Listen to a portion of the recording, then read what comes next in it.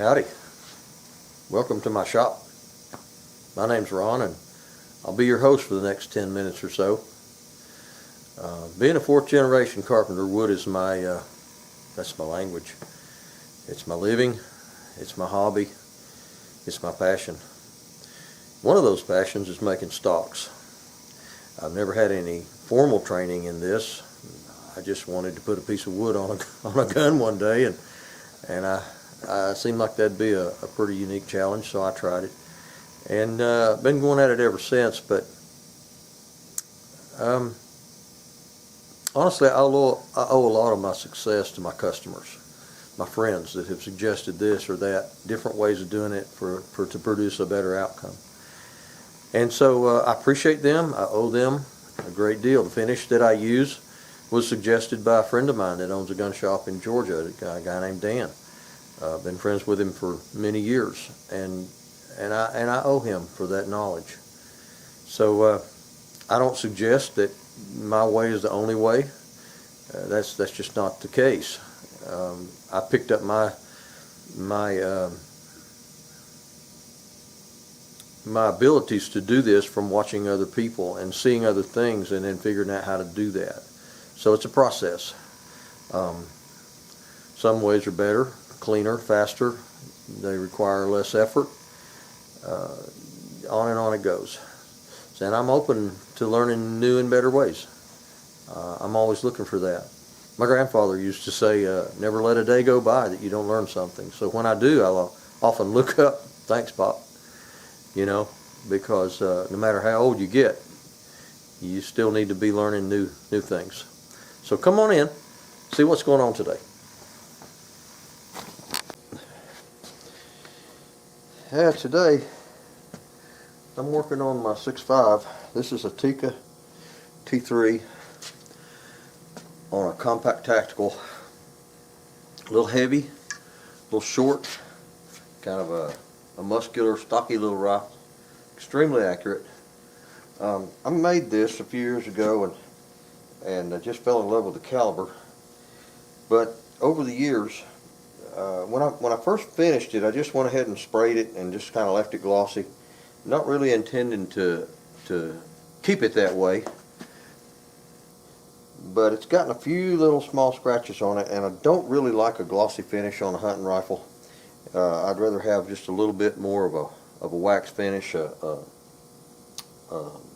semi-gloss or dull finish, oil finish. So the season's over, and I've got some little scratches that I want to get rid of. You can see as the light comes off of there, the reflection, you can sort of see a few little scratches there, and I want to get rid of those. So now's my chance during the off season when I clean it up real good. I've already pulled my mounting screws, so I'm going to go ahead and just take it loose.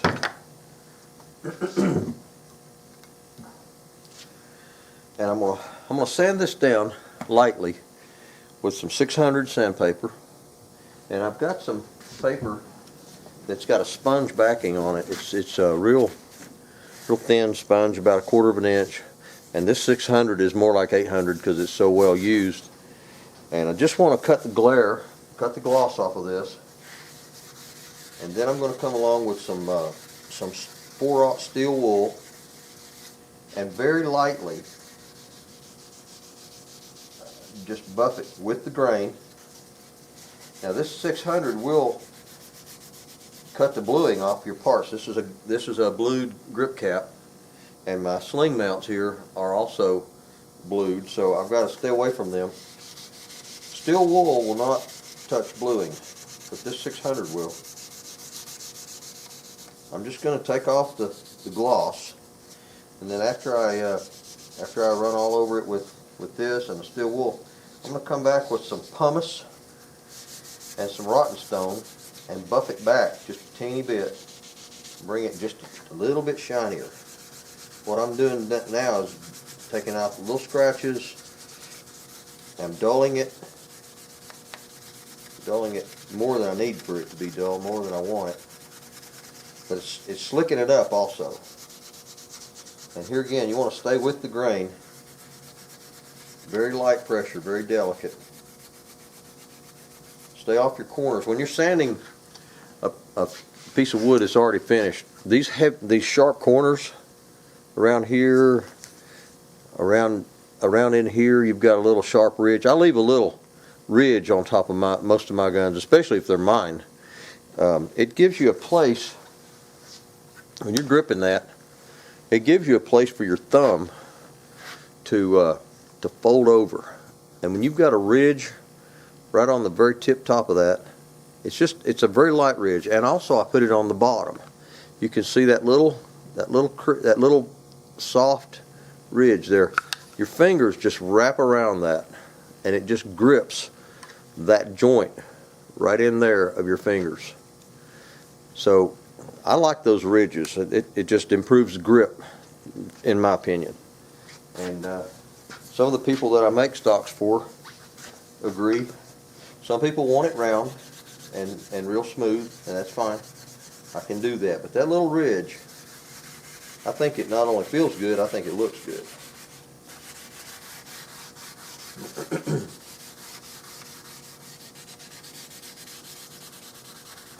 You want to stay off your checking, because you don't want to sand your checking. You want your checking points to stay as nice and crisp as you can leave them. Now this particular rifle, I believe I put an ebony stain in my checking. I have gone to doing something, since I made this gun, I've gone to doing something else. And I almost always do this now unless the customer just doesn't want it. I have some linseed oil that I have blackened with black paint. I've tinted it with black paint, and it just looks black. And when you put it in the checking, linseed oil has a really, really nice preservative to it. And it just soaks into your checking really nice. It can be touched up easily. I need to pull this trigger guard off of here. Voila. It's easier to remove it than it is to try to sand around it. Yeah, this 6.5 and I fell in love about 5 years ago. I had to play with my shells a little bit to get to where it flew like I wanted it to fly. And what I ended up doing was extending those bullets out to within about 3 or 4 thousandths of the lands. And to reduce pressure, because it was starting out so close to the lands, I backed off on the charge a little bit, and so I slowed it down a bit. It's not pushing the speed limit of what a 6.5 can do, but it's tremendously accurate. I have a target over there that's got a 5/8 group at 200 yards with 5 shots. And of course, I'm not a target shooter. I'm a hunter, and so I don't get quite as tore up about accuracy as some of these real gun nuts I used to hang around with. But I do like accuracy, and I do like hitting where I'm aiming. So with that load, if I do my part, if I keep my ducks in a row and squeeze right out to 300, 450 yards, that deer is in deep trouble. I really, really like my accuracy. I'd rather have accuracy than speed any day. So I'm only pushing about, I don't know, 24, 50, something like that on the speed, but the accuracy is phenomenal with this gun. Part of it is just the bullet itself. I use these ELDX Hornady bullets, and they fly really well. They do a good job when they get there. I don't have very many deer that'll walk away from it. Most of them just fold up right there. I got them scooted out so far they barely fit in the box. There's only about 10,000th gap in the front of my magazine where my bullets are sticking out so far, but it did make them fly well.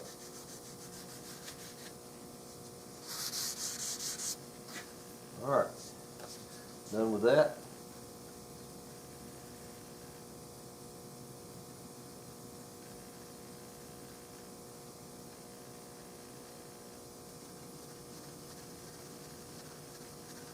Yeah, this Tikka comes in a lightweight, which a friend of mine has one in a 708. Wonderful caliber, wonderful little rifle. Super, super lightweight, easy to point, slim barrel. I ended up with this compact tactical, which has got this big old heavy barrel on it. It's short, but it's heavy. My biggest complaint against this gun is they make a 10-round clip, and that's the only thing you can get. And it's a box. I mean, this thing, it's like in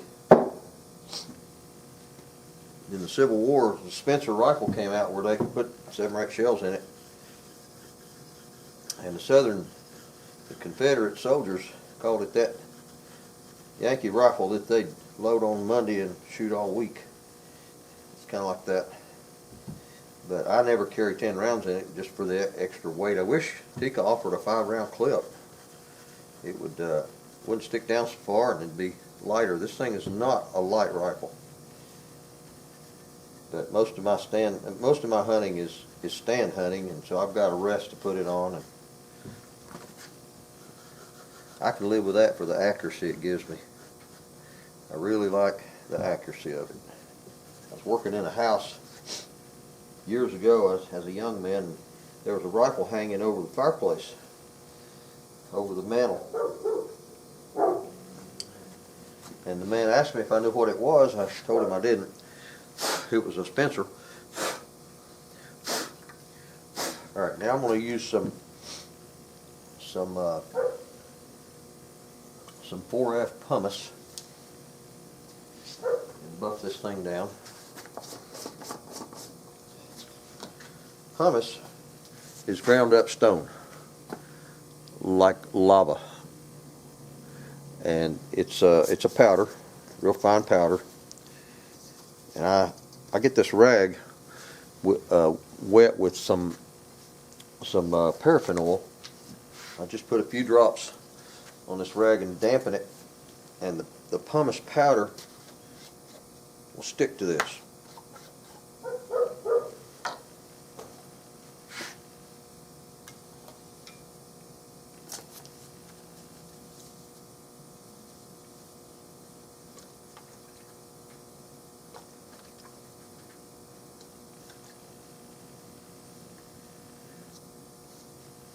Just dip that damp area into this pumice.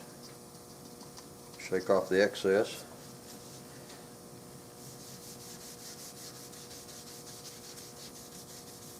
Anyway, this this man, I don't know what she was, great grandmother, something to that effect. She lived down south of here, almost in Georgia. And her husband, during the Civil War, he was a soldier, and he had gone to Atlanta. And Sherman had gone down to Atlanta to burn it. And they sent a courier back up.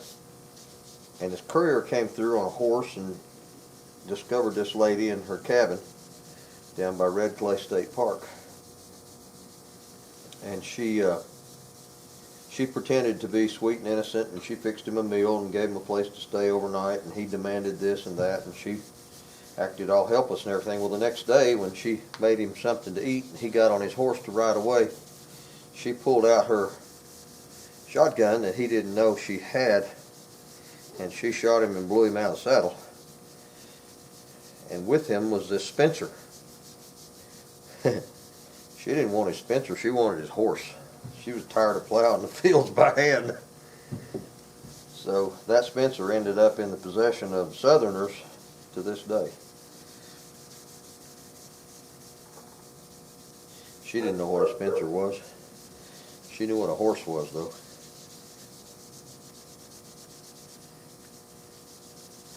All this pumice is doing is just taking out those little sand marks from 600 paper and from that steel wool. Just lightly buffing over. I'm pretty methodical when I start sanding. I always start at the butt and work my way up to the forend. I try to be thorough in what I do in my job. It's a prerequisite. If you're not thorough, you miss spots, it'll come back to haunt you.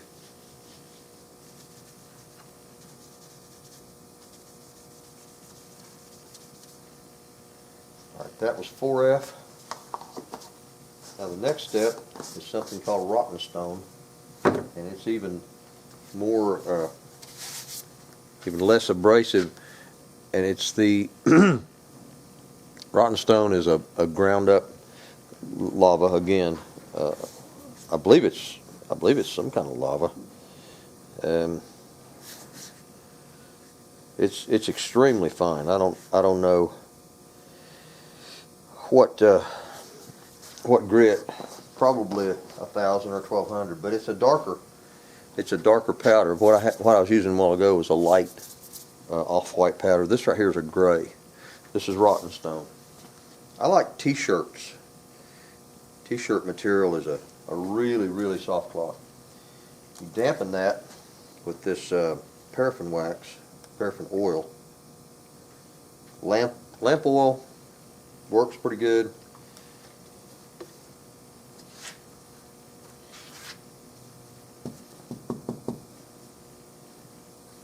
And as you dampen it, that powder will stick to it. Now I'm going to take this across the shop and blow this.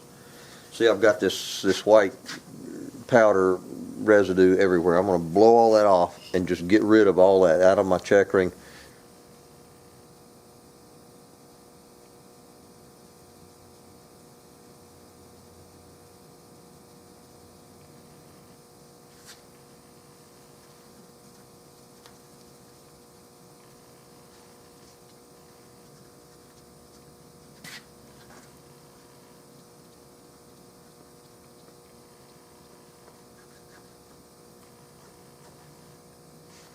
Okay.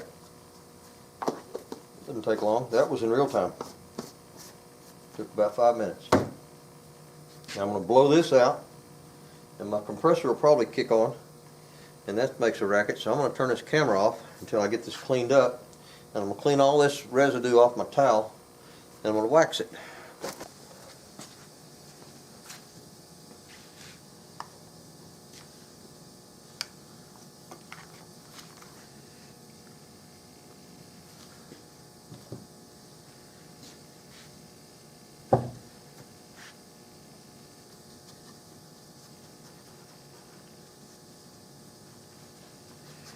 You can get wax in your checkering. It's not going to hurt anything. You just don't want to leave it.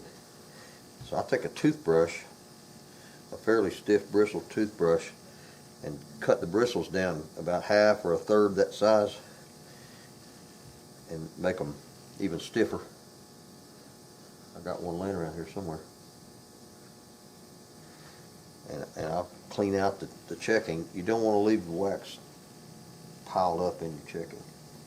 See this toothbrush? See how short the bristles are? I just take a pair of scissors and cut them down.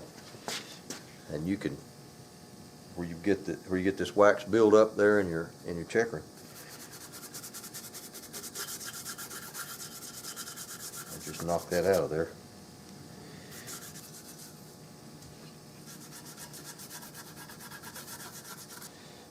All right. Time to buff it off.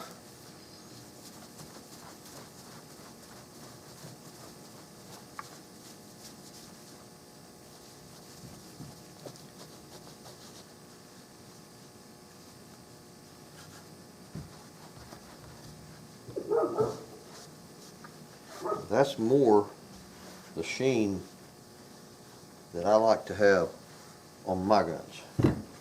There's a place for those high gloss Brownings and Suckos and things like that, but to me, a hunting rifle should look like that.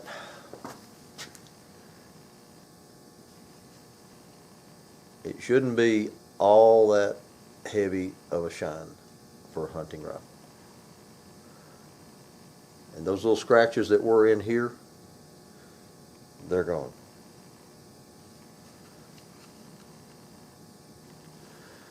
This piece of wood actually is a pretty decent piece of wood. I got this tree in Athens, Tennessee, oh, I don't know, 7, 8 years ago, and didn't really want it. The guy wanted a little too much for the logs, but I saw some knots, where some branches had come out of it,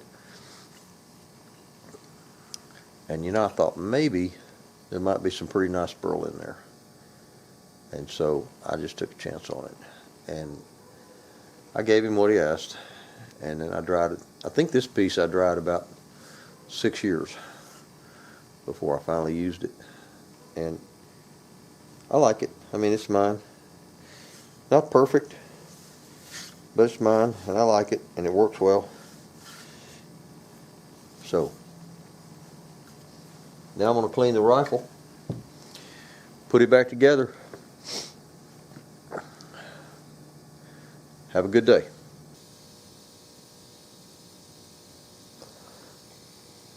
After she's been cleaned, reassembled,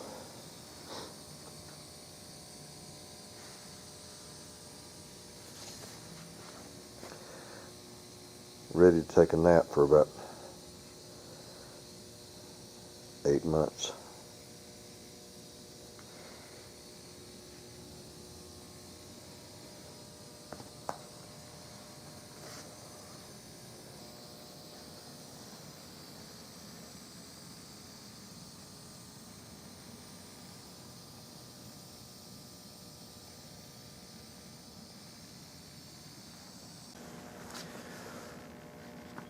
Well, thanks for choosing to spend your time here with me today.